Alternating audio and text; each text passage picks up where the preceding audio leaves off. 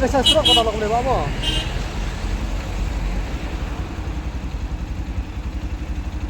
Sebab kalau disuruh buat itu somer orang blog sekarang mesti. Kalau mga kaya kam, pwede sebab melaki.